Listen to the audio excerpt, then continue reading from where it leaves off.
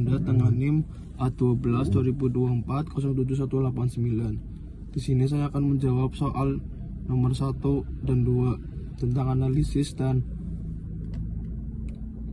komunikasi efektif dengan orang tua. Kita jawab dari nomor 1 dulu. Ada 2 poin yang harus diprioritaskan Clarissa. Yang pertama akademik dan nilai IPK, dan yang kedua kesehatan fisik dan mental. Apa saja sih akademik dan nilai IPK? Ada 2 contoh, yaitu stabilitas akademik, yang kedua nilai menurun. Terus yang kedua kesehatan fisik dan mental, ada 2 contoh, yaitu gejala stres, pentingnya kesehatan. Lanjut nomor 2, soal nomor 2, komunikasi efektif dengan orang tua. Strategi komunikasi dan komitmen akademik. Komunikasi asertif dan empatik, dan yang kedua informasi kunker.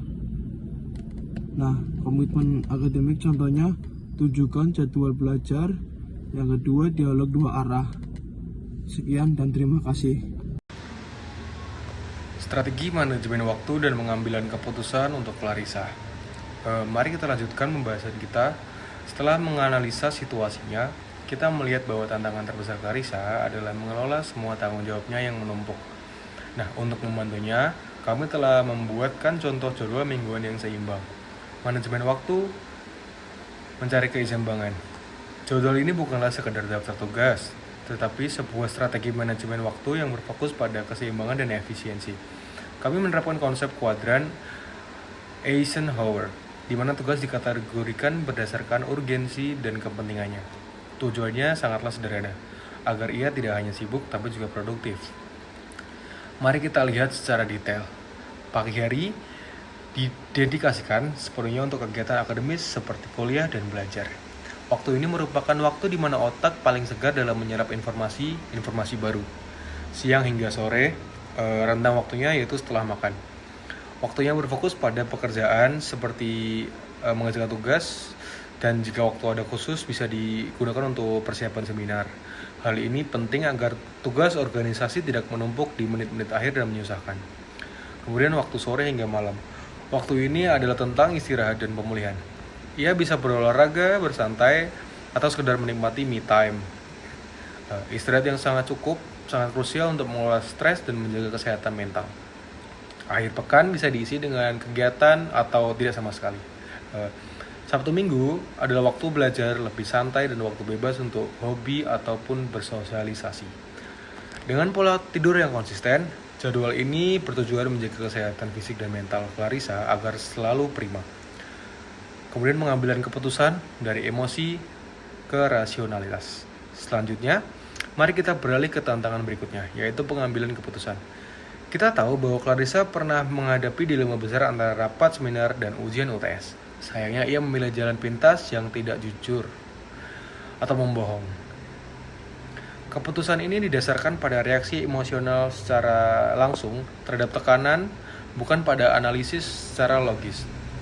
Untuk mencegahnya melakukan kesalahan yang sama, Clarissa perlu menerapkan pendekatan yang lebih terstruktur, yaitu model pengambilan keputusan rasional. Model ini mengajarkan kita untuk berpikir secara sistematis dan objektif. Ada 3 karakter utama, yaitu ia dapat menggunakan 3 panduan. Yang pertama yaitu evaluasi konsekuensi. Clarissa dapat memikirkan dampak panjang yang ia akan hadapi, seperti mana resiko yang memiliki resiko atau konsekuensi yang lebih besar. Seperti contohnya, absen dari UTS memiliki dampak kerusakan di IPK secara permanen. Sementara, jika ia melewatkan satu rapat, seringkali bisa diatasi dan meminta notulensi atau meminta keringanan. Yang kedua yaitu identifikasi alternatif solusi. Hindari berpikir secara biner. Clarissa bisa saja mencari solusi kreatif seperti menghubungi panitia lalu menjelaskan sesuai komunikasinya. Komunikasi yang jujur dan proaktif seringkali membuka banyak pintu. Yang terakhir yaitu tentukan prioritas utama. Ia harus selalu mengingat tujuan utamanya sebagai mahasiswa. Tanggung jawab akademis adalah pondasi utamanya. Meskipun organisasi berharga, itu adalah kegiatan pendukung. Dengan menerapkan kriteria ini, ia mampu membuat keputusan yang lebih bijaksana. Pengambilan keputusan yang rasional mengajarkan untuk melihat gambar yang lebih besar dan memilih jalan yang meminimalisirkan kerugian. Kemudian, jawaban yang telah saya bicarakan tadi merupakan landasan teori dari beberapa teori atau analisa. Yang pertama yaitu teori penentuan tujuan atau goal setting theory. Saya akan menjelaskan apa arti teori goal setting theory. Teori ini menyarankan kita agar menetapkan tujuan yang spesifik. Dalam kasus tadi, tujuan akademis dan organisasi selalu bertabrakan karena ia tidak memiliki hierarki tujuan yang jelas. Seharusnya tujuan akademis adalah prioritas utama. Jadi intinya kita perlu menetapkan satu strategi atau satu prioritas utama. Kedua, yaitu ada teori stres transaksional.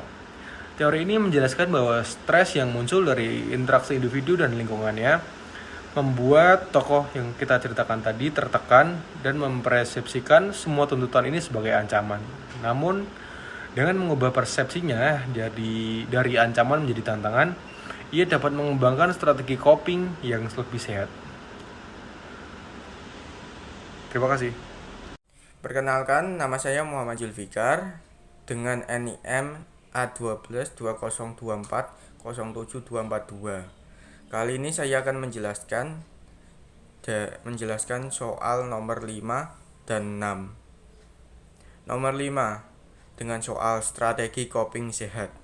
Identifikasi 3 strategi coping sehat yang bisa diterapkan Clarissa untuk mengurangi stresnya dan jelaskan mengapa strategi tersebut efektif. Ini 3 strategi coping yang paling cocok untuk Clarissa pakai. Yang pertama, problem focus coping, seperti manajemen waktu dan delegasi. Dengan membuat to-do list harian dan mendelegasikan tugas panitia, bebannya Clarissa berkurang dan lebih terkontrol. Ini efektif karena mengurangi sumber stres langsung. Kedua, emotion focus coping, seperti self-compassion dan curhat ke teman. Kadang Clarissa juga perlu berhenti menyalahkan diri sendiri. Berbicara dengan teman atau konselor bisa membantu melihat masalah dengan lebih ringan. Ini efektif karena menurunkan emosi negatif dan memperkuat dukungan sosial. Ketiga, relaksasi dan aktivitas positif seperti olahraga ringan, journaling, atau mendengarkan musik sebelum tidur.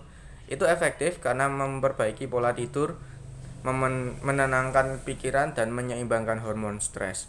Yang keenam, dengan soal boundary setting. Bagaimana cara Clarissa menetapkan batasan yang sehat?